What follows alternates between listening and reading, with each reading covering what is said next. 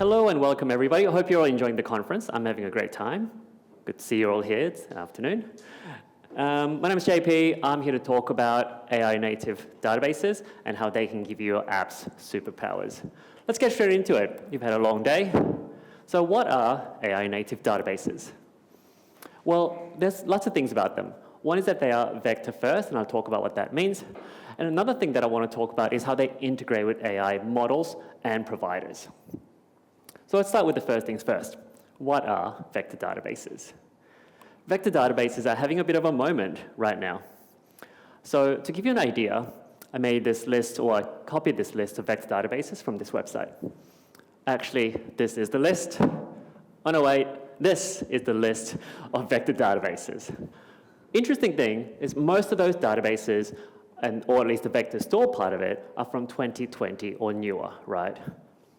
So, why are they so popular? One answer is this, is the AI hype cycle. Doesn't quite answer the question though, because why does AI necessitate a different type of database, right? So let's start with a demo. Everyone likes demos, hopefully. So let's pray to the demo gods and hope that these work. So the first superpower I'm going to use, or at least demo, is mind reading. Exciting, isn't it? And let's see if I can find my cursor. And for this demo, I've got our CTO, Etienne, with us, kind of. But with this app, we can read his mind. What do I mean by that? Well, let's ask him a question. We can ask him all sorts of things from who's your favorite golfer to why did you build Weaviate in Golang. So let's start with that and see what his answer is. What I'll do is I'll go through these demos and then I'll talk about what's involved in making them later on. Etienne says, I have a strong respect for anyone building a database from scratch. It's a mad journey. And he goes into detail about why he chose Golang to build Weaviate with. Let's do something different. We can ask him, hey, who's your favorite golfer? Etienne's a big golf fan. He says, my favorite golfer is Rory. These are the things I like about Rory's game. Right? Cool. Great set of answers. Thanks, Etienne. Thanks for coming. Another superpower is just learning anything instantly. You might remember that scene from our now classic movie, The Matrix, where he's learning Kung Fu instantaneously. So we can ask this app something like, what's the latest llama model? When did it come out? And what's so good about it?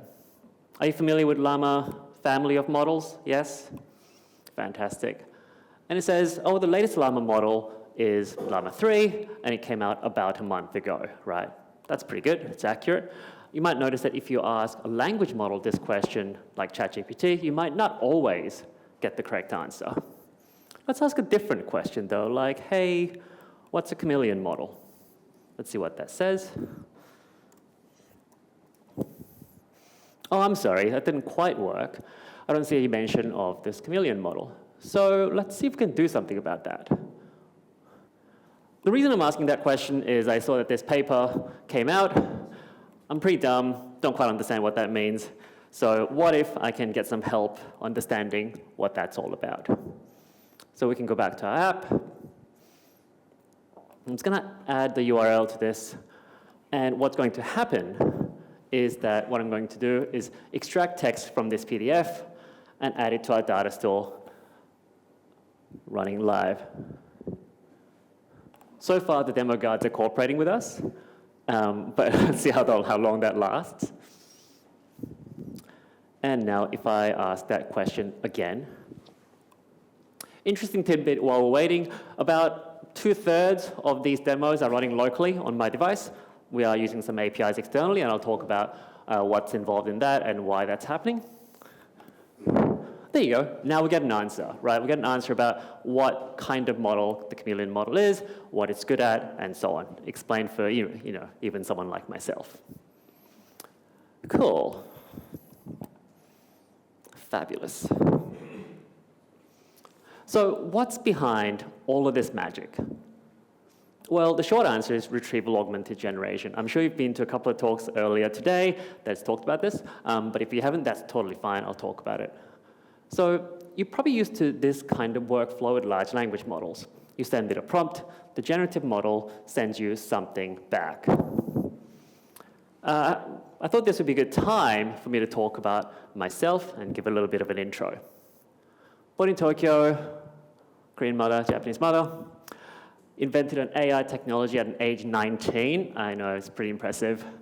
I founded this multi-billion-dollar company at age 22. It's pretty surprising I'm still working, and I'm very generous. I'm pledging to donate about 90% of my wealth. So actually, I should update my bio to something like this, right? If you've guessed none of this is true, that would be accurate. And that's just for me to demonstrate, a known problem, right? You're probably familiar with this phenomenon called hallucination. The thing is, the AI doesn't have an understanding of what's true or not. You ask it to do something, which is to generate tokens or words, and it does. RAG is the current, essentially state-of-the-art solution for this. And it says, hey, instead of just giving a prompt, let's provide it some prompt and data to the language model, or at least it's the most common solution. And that grounds the outputs in sets of facts or information. So let's go back to talk about our demos and what was going on there. So when we asked Etienne, hey, what is multi-tenancy? That's our prompt. And of course, we got these outputs, which are fairly accurate about what multi-tenancy means in the context of Weaviate. But where did the data come from in this particular case? Was it a Mechanical Turk situation, perhaps, with Etienne stuck on the other side of it, typing the answers as I sent him the prompt? Not today. He's quite busy and doesn't have time for my kind of nonsense. What we did instead was to use data from YouTube. The thing is, Etienne's done all of these amazing talks about Weaviate, and they are available on YouTube. Like this one on the architectural deep dive of Weaviate, how he built Weaviate and why he chose Go.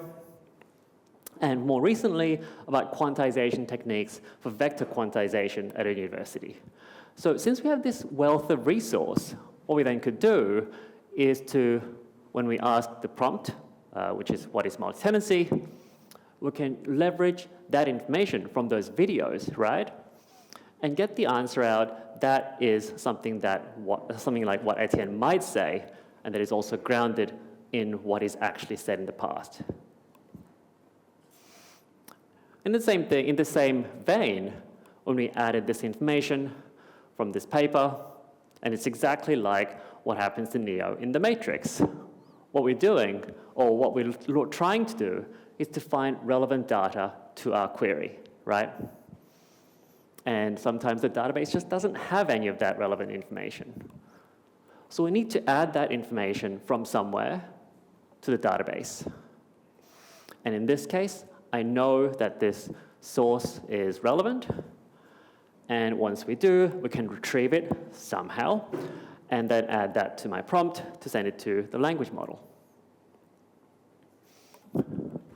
But databases are big, data sets are big, and it can be any number of objects.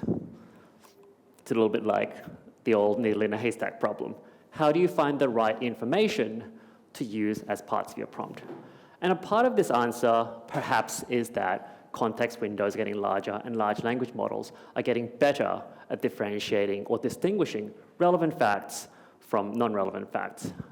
But that's not always the case, and it might not be the most efficient way to do it, both in terms of compute time and costs. So search is a key to solving this problem. But search isn't so easy. We've been spoiled by these guys. I think you might have heard of this company. It's called Google, not sure. And the way they've solved the problem, at least in the early days of Google search with algorithms like PageRank, isn't necessarily applicable to domains of internal search or document search, right? Because PageRank, at least back in the day, leveraged metadata of the internet, right, of the relationships. So if we look at have the same advances in search happened elsewhere?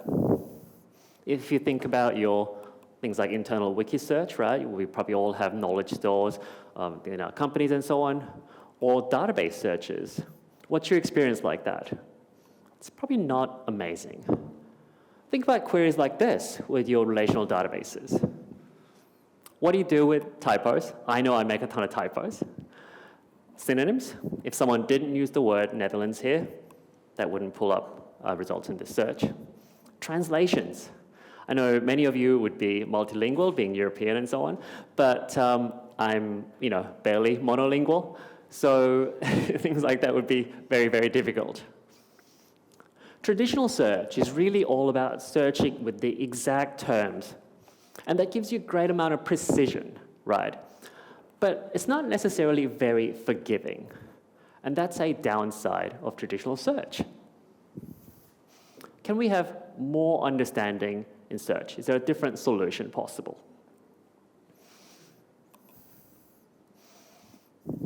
Ooh, right shortcut. So I didn't list a superpower for this demo. My mum would say finding stuff is a superpower, but don't know.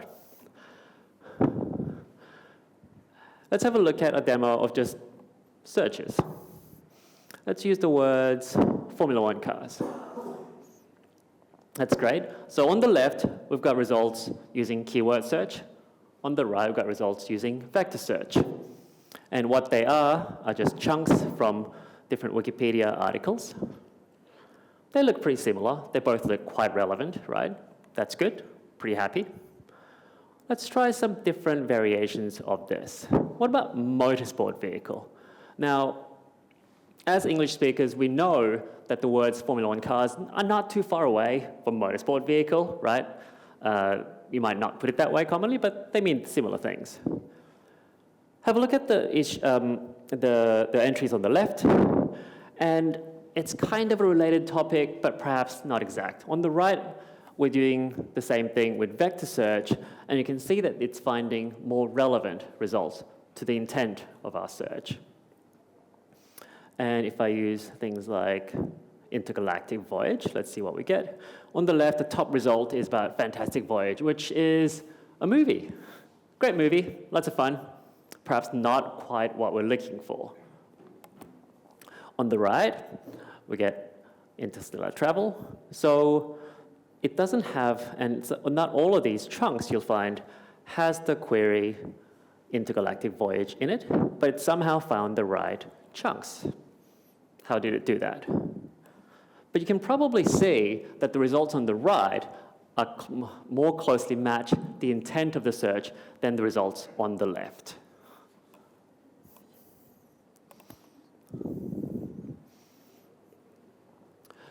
This is vector search. So they work by meaning.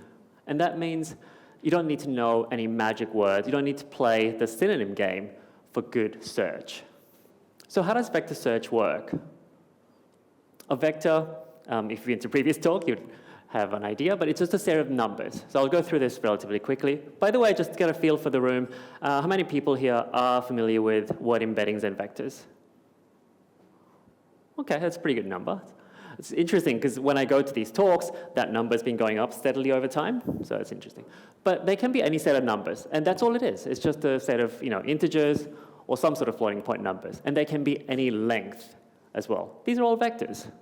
Why do I care? That you care because they can represent meaning. And here's the key thing. How do objects get converted to vectors? It's deep learning models. It's just AI models all the way down.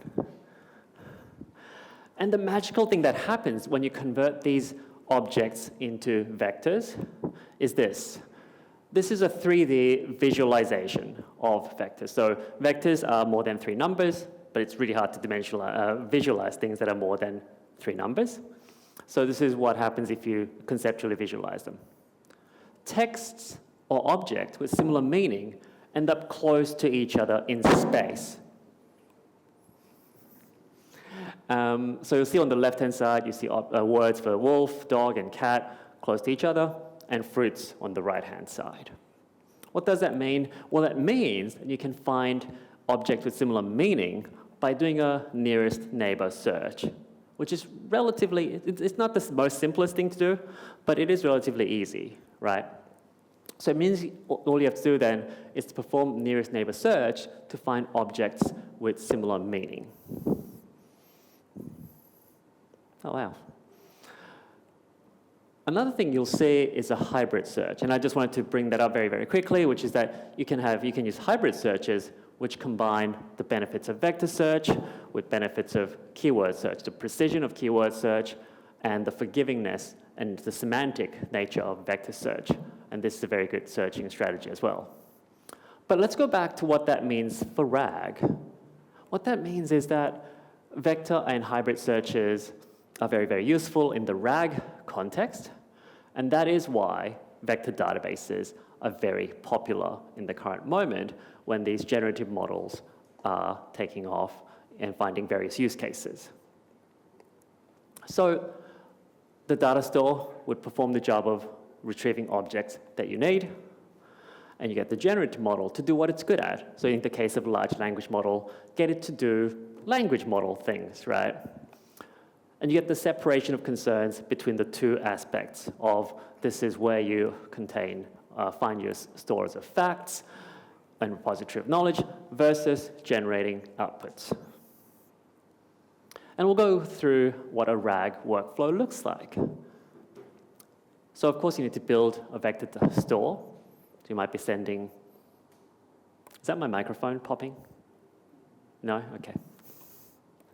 So ingest data, you have some sort of data that you want to add to your vector store.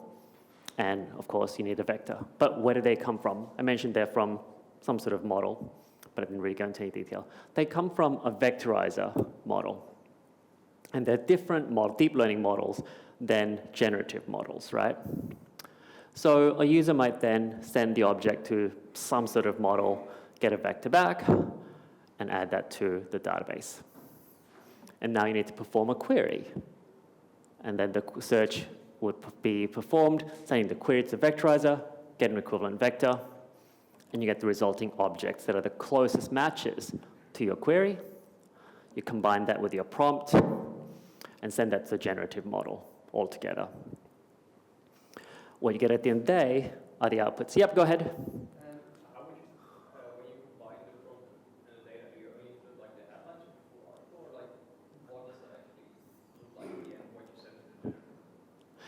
It really depends what you're looking for. I think a typical strategy would be to send what's referred to as chunks, which are sections of documents, right? So they might be something like 100, 150 words length of chunks, some number of them, say your top N results, or ones within a certain similarity, cosine similarity, that you find to be relevant. If you want, you can send more information and less information. I think it depends on the model's context window size and how it's trained. You're going to get kind of varying results there. So I hope that helps. Cool.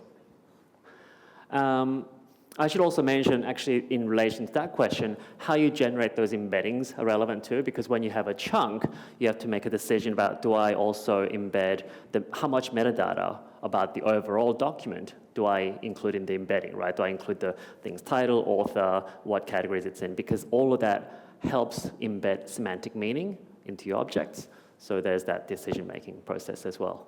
As to what's best practice, depends.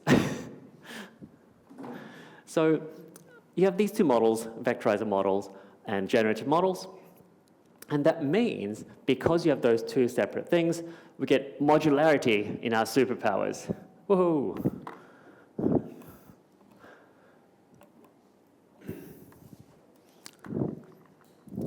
So let's go through one. Universal translator. Love Star Trek, so I thought I'd put that in. Just for background, that is Captain Kirk speaking to an alien through a universal translator, in case that didn't mean anything to you. So let's have a demo where we can select any kind of language. I assume most of you speak Dutch in the crowd, yes? Let's do that. And I don't, so if it goes horribly wrong, just let me know, or don't, I'm not sure. Let's perform a similar query, and I'm going to search for the words motorsport vehicle. And we get these results from Wikipedia, and these are all models of cars, and the results in Dutch. Close enough? Yeah, the low guy, yeah. That was a good one. Thank you. But also, I can search for things using Dutch itself, right? And I'm still getting Dutch results. I can even search using Korean. In Korean, that says Korean Grand Prix. I don't know how many people in the crowd speaks Korean. Just me. And the results can be in any language. And they'll do similar things. The results are slightly different because the data set's different, because I have a subset of Wikipedia in each language data set. But it's doing the right thing in terms of finding the relevant entries. When I look for Korea Grand Prix in Korean, I'm getting entries about various Grands Prix. This is fun. This is a vision demo. We're going to do a similar thing, search by text. Let's do things like, tell you what, let's do this again. Motorsport vehicles. We'll get posters for the car movie and all of the Fast and Furious movies. And if I search for very awkwardly phrased space people, I get all these posters of space-related movies. Pretty cool, right? I can even do image searches. Let's see if I can find something interesting. That's a photo of me in Sydney on a historic ship. And it's done a pretty good job, right? It's found thematically similar things about the ocean. It's understood something about the ocean, so it's found Pirates of the Caribbean movies. And perhaps the last one is perhaps visually similar, right? Perhaps not so thematically similar, but it's understood something about that and got the result back. And let's do one more if I can find the right one. Let's do that one. Cool. That's an interesting one, right? And it's, with the first one, it's found something visually similar, and some of the others, again, visually similar, but in different ways, right? There's some similarities to the snow in the first one, but in the others, perhaps the reflective surfaces or the way the goggles shone and so on. But I think those are pretty good results, given that how complex the photo is, and you might see that there's a lot of elements of there. If you're describing that, if you're to describe that photo, there's a lot going on. So there's a lot of decisions to be made about what something means for it to be similar.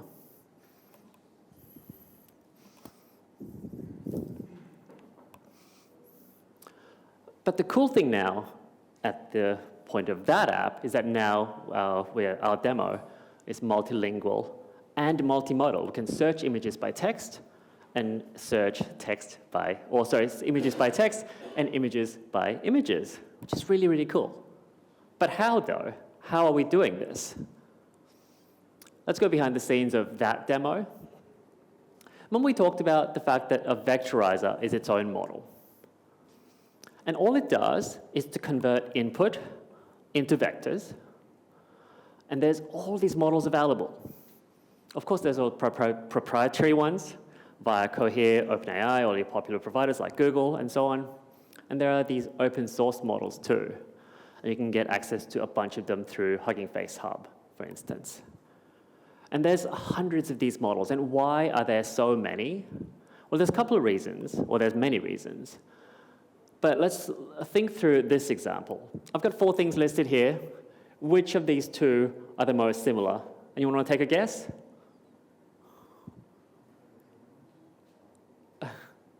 Don't have strong feelings about it? See, me as an English speaker might say the first 2 are the most similar, yeah? They're both kind of like dog-ish descriptions. But maybe the image on the right is the most close to the description on the left, right? Because that's a brown, furry brown dog, so cute, furry brown dog, which is more descriptive than a puppy.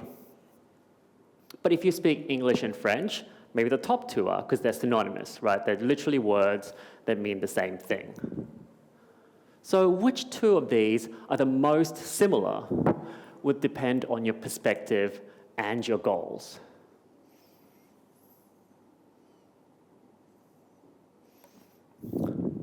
So when we looked at a demo, when we looked at a multilingual demo just earlier, what we're doing was using a multilingual vectorizer model. If you think of a vectorizer as a translator between something and machine, that's essentially what it's doing, right? And with this search, what we're doing was converting these images into a vector using a multimodal model. So it puts images and vectors, images and texts into what's called the same vector space, which is just fancy math talk for saying it's translating them both into the same language. Does that make sense? So when I search images by images, it finds these matching objects, and as to what within that image is similar to each other, in the example of this particular model, it's trained on basically the description or the alt text of the model, right? So it's finding objects or images that would have similar descriptions as each other. So basically you're saying that you need to label your images as well when you put it into... So at the trading point, they would have done that.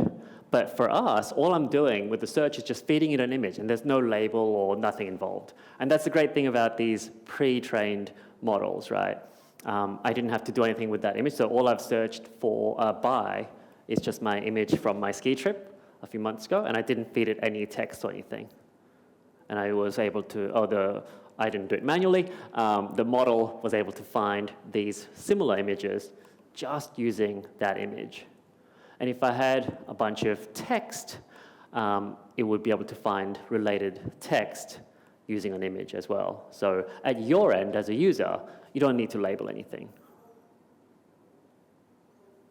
Maybe I don't understand. So because basically you have your vector database that's Yep. full of vectors, right? Yep. So you need to index a data set with whatever it is you want to retrieve to feed to your model when you're doing the search, right? Yep. But in the indexing stage, you would need to feed that all the image or labels or whatever with the image itself, right? Otherwise, you can maybe do the translation with text to image.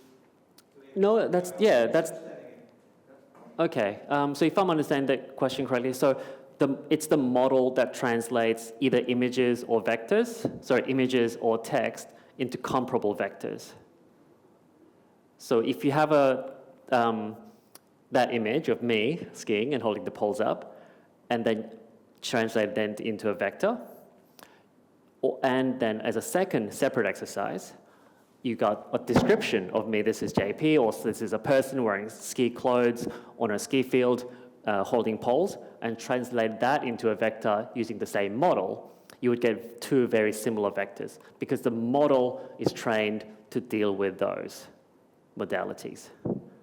So that's why you can search images with images, or I can search images with text as well. Because if you think of it as translation between, hey, this translates French into vectors or English into vectors, into some sort of common language, that's what the model does.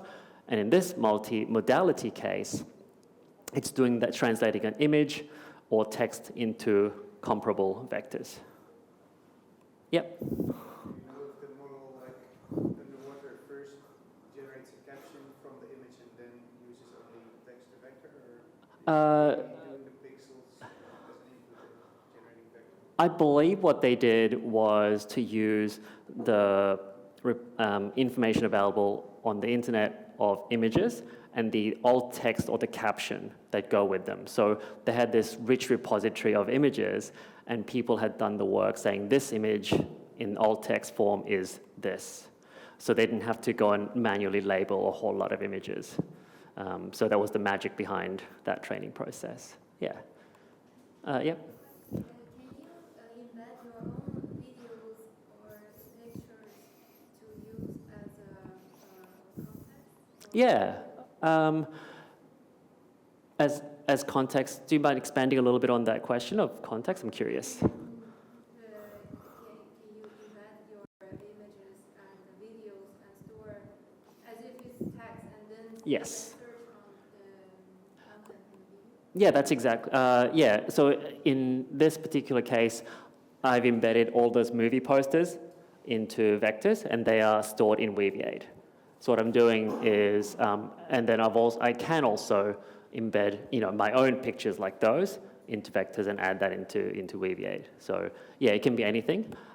This model in particular isn't capable of embedding videos, but there are models like ImageBind that can do that. I believe some of the other newer multimodal models can do that or not. Follow-up, so then you have to make them compatible, right? If you want to search a video content with text, then you need to somehow use the same vector embedder.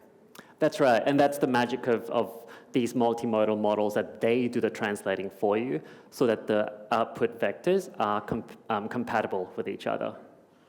So yeah, again, I think an analogy would be it translates video to, whatever vector language, like a very specific vector language, and same thing with text, same thing with audio, same thing with like accelerometer data in the case of ImageBind, for example. So yeah, it's really cool.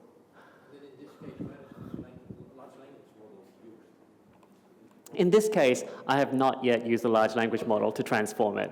Yeah, so this is just search. Good point. So, before, what we're talking about was different vectorizer models and different things they can do for you in the context of search. And of course, with generative models, you can do different things as well. Obviously, there are hundreds of models available. We saw some come out a couple of days ago at different events, at Microsoft, at Google, and so on. And there's open source models available too. Some of those models from the large providers are also open source, which is very, very, very cool. And I won't go too much into details about these language models, but they also can be trained to have specializations, right? So some of them are very good at producing code. Some of them might be fine or trained for a specific domain like legal, medical, what have you. Or some of them even produce search queries. So you can use, for example, a Cohere model, right? So that would say, just produce a search query from your language model prompt. And there's different modalities as well. If you've seen models like DALL-E, that's a generative model that would produce images. And what that also means is that depending on your goals, depending on your needs, you can swap out these models for vectorization or generation. So that's a lot about vector databases. Do you have any other questions at this stage? Yep.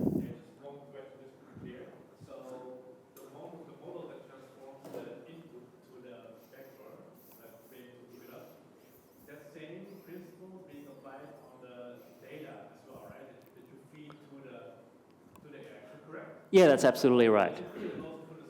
That's right, because they have to be comparable to each other. Absolutely. So it has to be the same model. Sometimes you can have mistakes happen where you use two different models with the same length vectors, and that can produce, predictably, it's like two different languages that both use the same alphabet, but they're not the same languages. Like if you, ask a question in I don't know, German and Dutch, maybe they're not quite close enough, but they might look sort of close enough, right? But they're not compatible. So it's the same thing with vectors. You have to use the same model for both. You have to use the same model for both adding the objects to the database and adding for the search. Sorry for the terrible analogy. That might have been more confusing than if I hadn't attempted that. Let's talk a little bit about model integration, because I think that's another part that's really important to me, at least in terms of what it means to be AI native. So I showed you earlier what it looks like to obtain vectors and what that process looks like. And you might contact an API, whether it's Cohere or so on, and get a vector, and you would send the vector with your object to the database. And you do this for whatever number of objects, or if you think of it as SQL rows.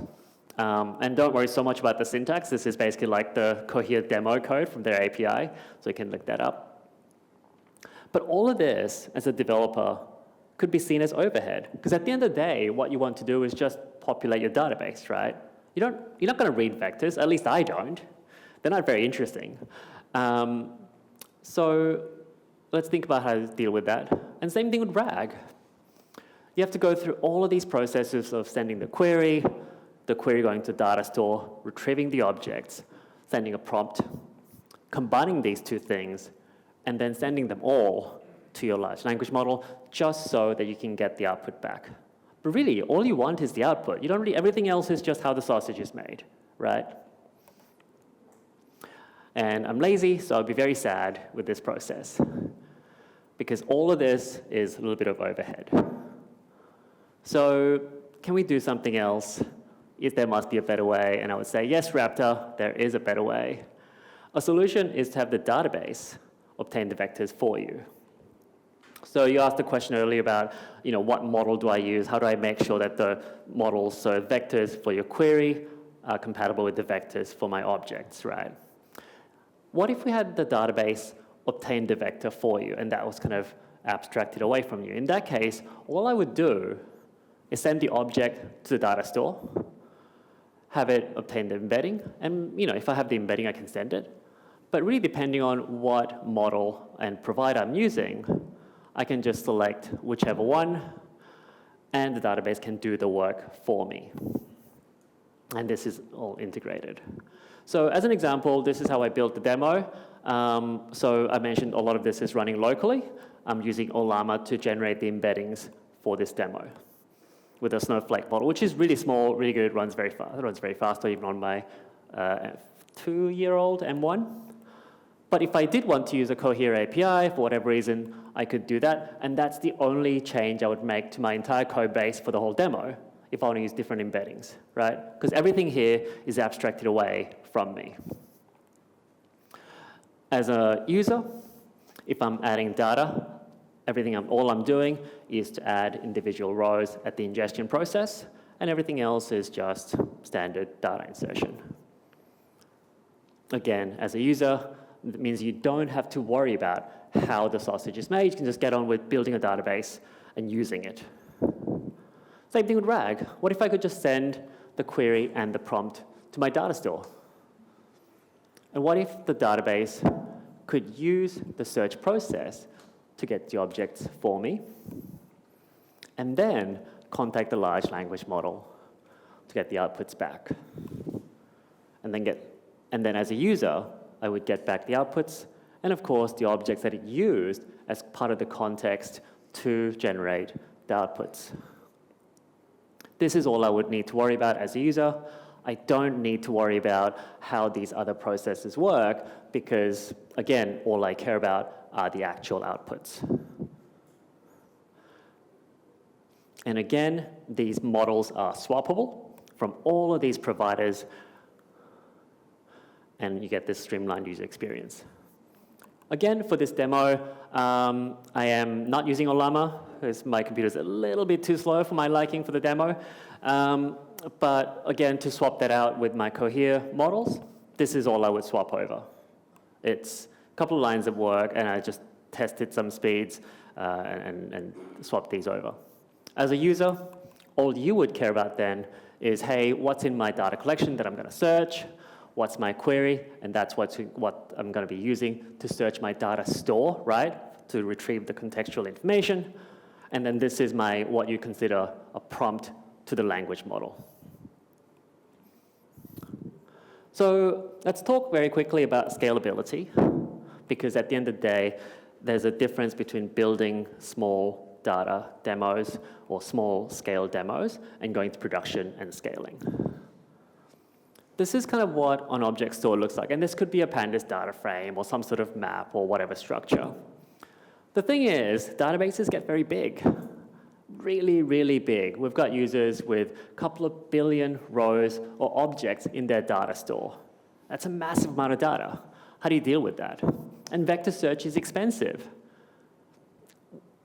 A brute force vector search goes like this. Hey, here's my vector for my query, and I'm going to go and compare this vector to all the other vectors in my store one by one and get the best ones to return as results, right? This is very expensive. Each of these are, a couple of thousand usually, right? Floats, and you got to compare them. And as I mentioned before, if you have 100 million objects or more, this is a huge number. But brute force search like this, it scales absolutely linearly, so it's, if you have 100 million objects, that's gonna take 100 times longer than 1 million objects. So a solution is to use an index. If you heard the term index before, if you're from a database background, so you'd be familiar with them. And this exists in relational databases to speed up search, and that's well-known technology. And the form of index you'd be familiar with in a relational database are inverted indexes. So it's like an index at the back of a book as a conceptual analogy. But for vector databases, we need to do something different because it's information organized by meaning. So most commonly, what's called HNSW is used. I won't go into detail of that. It's really, really interesting if you do want to look it up. But basically, the thing is that it's scalable, right? It's not the search time taken doesn't scale linearly. It's logarithmic typically. So it scales very, very well as your data set grows. Typical limitation, though, is memory. So if I have my 100 million hypothetical objects, it could require about 650 gigabytes of RAM. It's a lot. My computer is not that big. So we're typically getting into territories with distributed systems. So you have decisions to make, like how many nodes do I need? Maybe I need to horizontally scale out, because when you start running into limitations of scaling up, this is a solution. But also running a database, you might want some fault tolerance, right? Maybe I need multiple replicas of each node. Maybe I want to have both. And the thing is, if you remember, go back to the slide of, hey, I need 650 gigabytes of RAM, this is non-trivial. Remember some of our users I mentioned have a couple of billion objects, so multiply that number by 20. It's a lot. There's techniques to deal with this, like quantization, but I won't go into detail about that. The idea is that reduce precision and perhaps sometimes a number of dimensions in your vectors to reduce your requirements, but you're still dealing with very, very, very large numbers. So this is where you start really requiring databases as opposed to locally run or memory-based things, data stores. So, and then you need to think about what infrastructure do I run this distributed system on. And this is not new territory. This problem and solution exists for other types of databases, right? Distributed systems are not new. But dealing with vector databases that can do this should be a big, big consideration when you do go into building these serious systems. And of course, the other thing is integrations, because as a developer, you just want things to work, right? You don't want to spend a lot of time dealing with the details if you can get the same results. And to me, that's why if we talk about is a system AI native, you need to be able to do all of those things, to be able to walk and chew gum at the same time, as they say. So I think in a lot of ways, as this technology matures, vector search really is becoming table stakes. And I noticed, when I asked the question of, hey, have you used embeddings before, the numbers going up higher and higher. More people are building proof of concept systems and so on, right?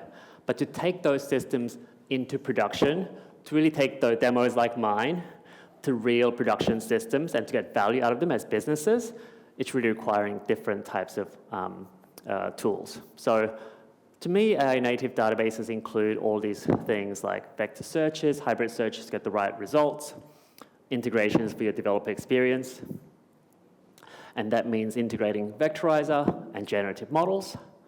But scalability is a big thing, of course, as our fault tolerance and so on. And that what I mean by that, or what I'm driving at, is really being production ready. And what you'll get are features like multilinguality, multimodality, and RAG, and so on, because these are the things at the end of the day you'll use. But you also get production readiness and user experience. And to me, at the end of the day, it's really the confidence, right, that you get for building a system, and that you don't have to restart from the ground up to get these powers and to empower your users and your teams. So that's all from me. If you're interested, the code is available on my personal repo. And if you'd like to try out Weaviate, you can use this QR code to try it out. So I would highly encourage you. And yeah, that's it for me. I'm just about on time.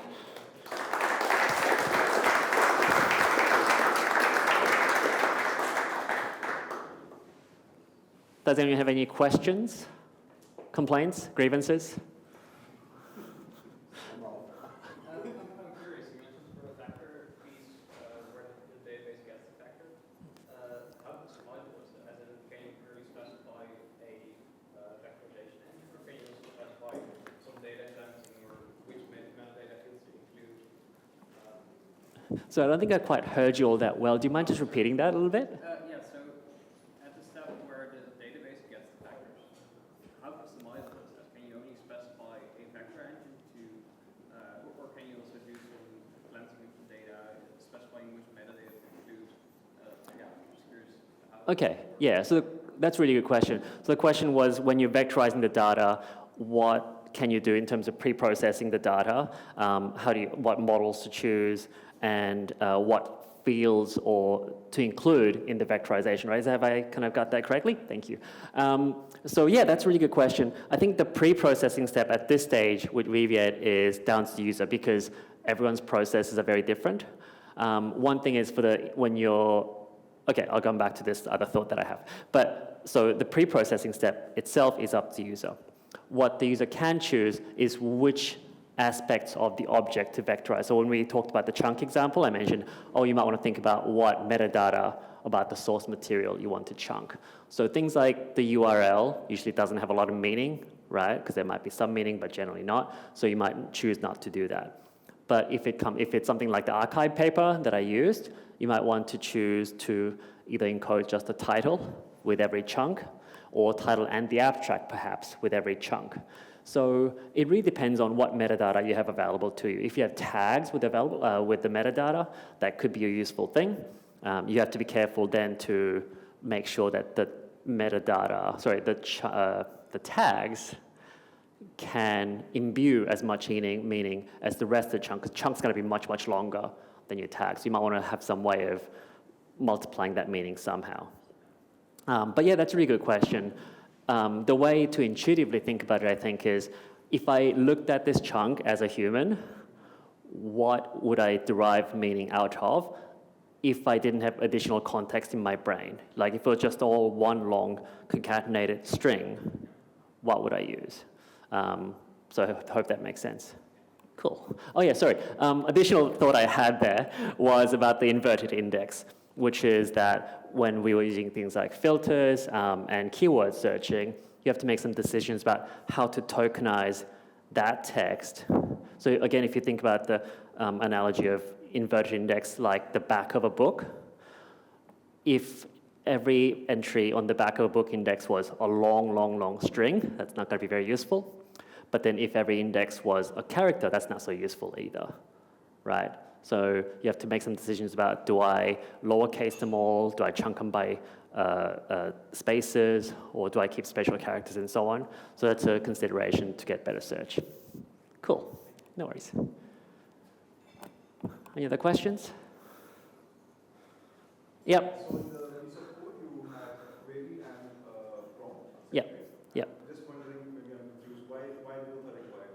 Prompt and query. The reason is that the prompt itself might not be the best thing to search by. So let's say I want ChatGPT to write a bio, write an explanation of how planes fly, right? But maybe the best search term for that is aerodynamics of flight or something. But maybe I looked that up and I don't understand the technical information, so the prompt would be, rephrase this like a 5-year-old would understand.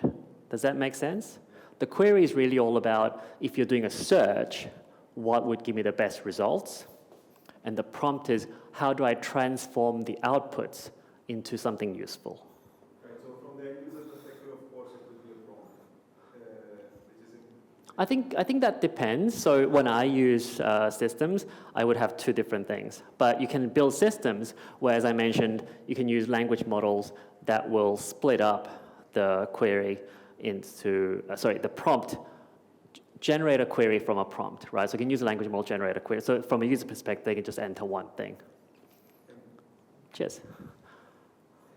Cool. I think I'm out of time, so I should probably give up the room. But thank you so much for coming and appreciate your time.